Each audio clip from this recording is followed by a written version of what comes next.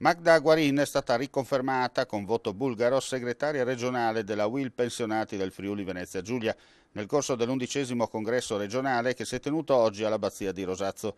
Tra gli ospiti il sindaco di Manzano, Mauro Iacomin, il presidente dell'ANCI Federsanità Giuseppe Napoli, l'assessore regionale Maria Sandra Telesca e il direttore regionale dell'INPS Stefano Ugo 40.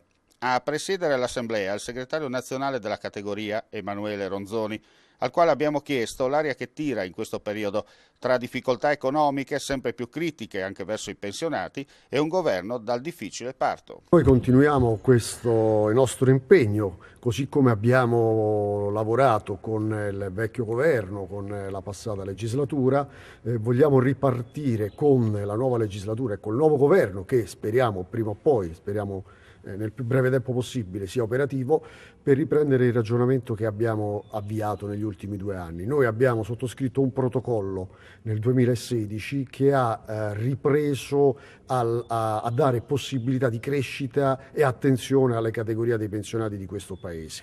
Mi riferisco alla 14ª mensilità, all'incremento, all'estensione dei beneficiari, all'equiparazione della no tax area e quindi a tanti provvedimenti. C'è un terzo tempo da giocare, una terza parte dell'accordo che deve essere realizzato, che è quello che riguarda la difesa del potere d'acquisto delle pensioni. Questo è un nodo centrale per la nostra organizzazione.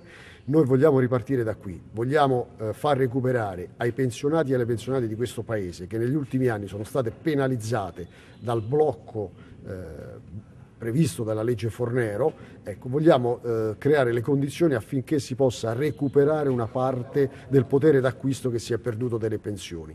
Parliamo di pensioni frutto di contribuzione. Tutto il resto a noi non interessa, noi difendiamo e sosteniamo il diritto per chi ha versato i contributi regolarmente in questo Paese. Senta, la politica si sa, promette, poi mantiene fino a un certo punto.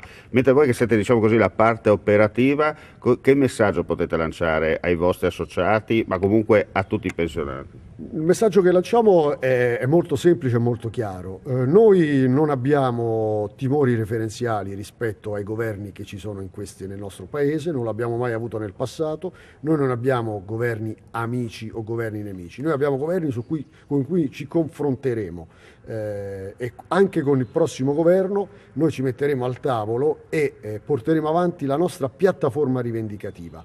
Per tanti anni in questo Paese le pensionate e i pensionati sono stati considerati un bancomat del Paese stesso. Venivano chiamati in causa e ci si ricordava delle pensionate e dei pensionati soltanto quando c'era da prelevare nelle tasche di questi 18 milioni di cittadini. Oggi vogliamo che finalmente la dignità e il diritto venga salvaguardato e la società, il nostro governo, la politica si accorga che questi pensionati e queste pensionate sono una risorsa del nostro Paese.